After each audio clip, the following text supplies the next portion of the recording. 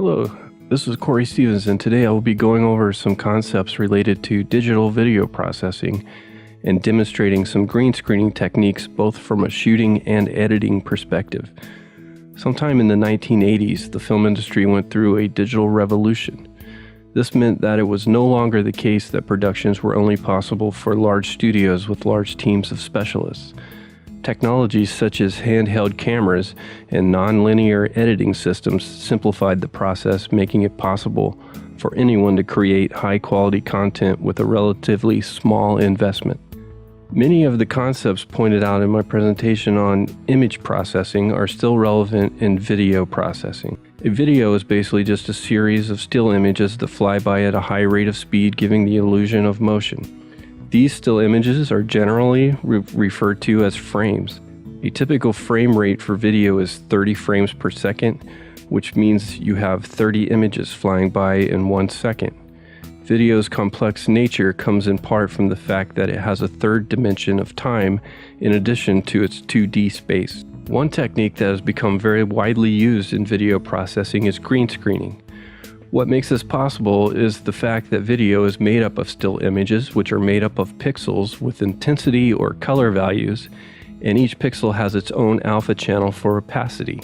This allows us to tell the computer what color we want removed from a scene and have all pixels with the same intensity value set to transparent. This allows you to shoot a person in front of a green background and then composite them into any kind of environment you choose. The green screening technique has been around since at least the 1930s, but the backgrounds weren't always green. The first Hollywood film to use this type of technique was Universal's The Invisible Man in 1933. Here, any exposed parts of the actors' bodies were covered in black felt, and the actor was shot in front of a black felt background. This gave them footage of the clothes moving around with the rest of the film unexposed. They next composited the invisible actor into other scenes previously filmed. Green screens became preferred with the advent of video cameras, since video cameras have twice as many green filters than red or blue filters, making them more sensitive to the green channel. Blue screens are still used quite often, also mainly when a character has green in their costume, making using a green screen impractical. Green screening is one of the most often used and sometimes abused techniques in movie special effects work today, and along with the powerful editing tools made possible by the digital revolution, it is one of the critical elements to producing convincing interaction between human and computer elements. Okay, now that we have a little background about green screening, I'm going to demonstrate some techniques in a software called Sony Vegas Pro 13. And so the story behind this is a while back I got a call from a local band called Slow Draw the Hungry Eskimo, and Dave Russell from the band said they had this kind of silly song about pizza, and they wanted to make a music video where the band members were dressed like slices of pizza and they were having some kind of dance party in outer space. And so it was fairly clear the only way to do that would be through green screening, and so that's what we did. And now I'm just going to demonstrate kind of how to do the compositing to set up different types of scenes. And just going to open the video preview window here so we can see what's going on. Right now there's nothing, and so I have some media imported up here, and I'm just going to click and drag this clip down to the timeline here, and you can see it comes up. So in this clip here you can kind of see the setup that was used for this shoot. So we had a green screen on a frame here. This is Dave Russell. Green screen comes down to the floor. There's just a slight curve before it hits the floor. You don't want a hard edge there because it will make shadows, and then it's just taped down on the floor so that Dave could stand in here and be completely surrounded by green. You can see I have one light on the side here that's more or less at a 45-degree angle, mostly lighting up the green screen, partly lighting up Dave, and same with this one over here. Then there's a third light here kind of shining down on Dave and on the floor. But one of the critical things in green screening is that the green screen is evenly lit So in this case, I probably could have used about 3 more lights, but did not have them at the time, so we had to go with what we have. And luckily it did work out. It just sometimes makes the editing process take longer than it would if you had had this perfectly lit. And so one thing you'll notice about this shot here is you can see all this junk on the sides, the lights and the bar and everything. And so when I remove this green, you're still going to end up with problems here. And so the way to get rid of that is by doing something called a garbage mat.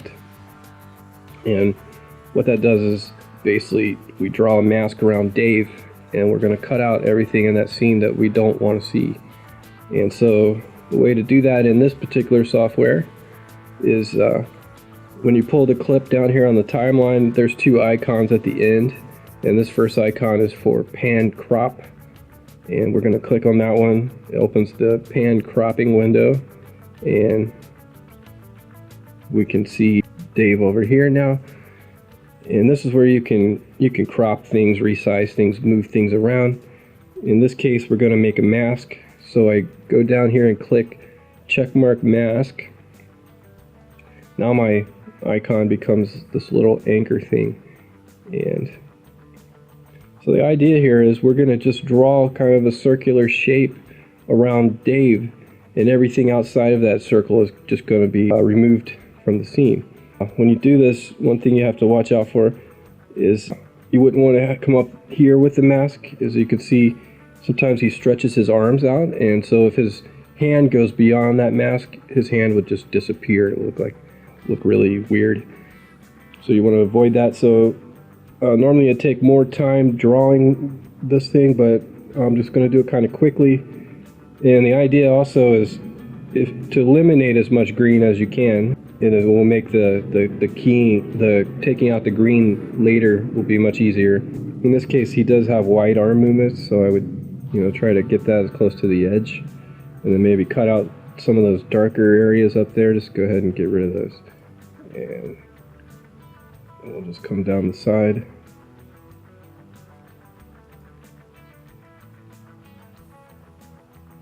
And then you'll notice as I connect this last dot, if you watch over on the preview window here, you're going to see all this junk disappear, and Dave will just be surrounded by green now. And so I'm going to go ahead and connect that. And there we go. We lost all that garbage we didn't want to see. And now we just have Dave surrounded by green. This appears to have turned black, but what really happens is it's been turned transparent. And now we need to remove the green. And so the way to do that is to use something called a Chroma Keyer, which can remove pretty much any color you want from a scene. In this case, we're doing green. So I'll click on this little icon here, which brings up the video effects, and have all kinds of different effects in here. In this case, we're going to be using the Chroma Keyer. And now you see the Chroma Key window comes up. So we're going to open this up. There's a little eyedropper here. Go ahead and click on that. And now the mouse cursor becomes an eyedropper. And so we're coming over here, and the idea here is we're selecting what color we want to remove from this scene. And so when I click on a certain pixel here, any other pixel with that same color value is going to be set transparent. And that's why it's important to have this lit, the green screen lit as evenly as possible, so you could just select any area and everything would just go out. In this case, we did have some shadows down here and some little bit brighter areas, and so I would just try to find kind of like a in-between shade and hope that it would cover most things, but we'll probably have to do a little more adjusting. And I'll go ahead and select that. And we saw all the green disappeared. We could still see some traces of the mask here, and Dave isn't really showing up quite as well as we want. We won't do a lot of adjusting right now because odds are we'll have to come back and adjust this again once the background elements are put in. But I'm going to go ahead and bring the low threshold. There's 2 parameters here, low and high threshold, and this is how you can improve it here. You'll see I got rid of some of that mask. If I bring down the high threshold, we'll see Dave come through a little bit more. And like I said, I'm not going to take the time to make that perfect right now because we will probably adjust it more. And since this scene he's intended to be standing on a giant pizza in outer space, and so right now Dave is a little too large, and so we can come back to our pan crop window, come down here to position, and click on that, and this brings us to our cropping window. And here we could move Dave around, position him wherever we want him. We can also resize him by clicking here. You can pull it in, zoom in, and he gets bigger. In this case, we're going to make him a little smaller by zooming it out. And then we'll move him up a little bit more. So now we have Dave here just floating in blackness. And so we're going to add in the rest of the elements in this scene. In this particular software, the layering system goes from the top down, meaning Dave here is on track 1, so he's at the highest level. He's in the most foreground element. And as I put things on tracks below him, if I put something here, it's going to be behind Dave. If I put something below that, it would be behind it. So as that the bottom track is the most background element and the top track is the most foreground element. That becomes more important the more things you're compositing in here. So next we're going to put the pizza that Dave is standing on, and I have a image of a pizza here in my media, and I'm just going to pull this down to the track below Dave and stretch it out so it's the same size as the clip above. And we want this below Dave because if it was above Dave it would just cover him up. We want Dave to be in front of this pizza so it looks like he's standing on it. And so I'm just going to click the icon on the pizza clip here, open up the pan and crop window, and I'm just going to go ahead and shrink this pizza down a little bit and move it down just a little bit. And now you can see we have the white background we need to get rid of, and so to do that we'll use the Chroma Keyer again. I'll go to select the eyedropper, come over here, select the white. The white goes away, but it looks like this was already a composited image, and so we have some kind of artifacts around the edge that we need to get rid of. And hopefully you can get rid of those by adjusting the low threshold here. And you'll see now all of that's gone. But Dave isn't quite showing up as well as we would like. He's a little bit transparent. So we're going to go back to Dave's Chroma Keyer and make some more adjustments to get him to show up a little better. You could spend quite a lot of time to get all of this perfect, and I'm not going to do that here. We'll just try to get him showing up a little bit better. And to do that, we'll adjust the high and low thresholds. And you can see Dave's coming in better now, and he's not looking so transparent, and so that looks pretty good. And now we just need to put in this outer space background. I will go back to my media. Up here I have a space image in here that I took from spacetelescope.org.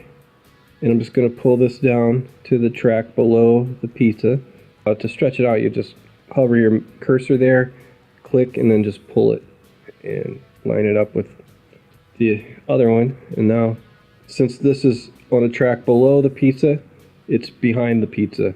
If I would have put this on a track above the pizza, you would not be able to see the pizza. It would cover it up.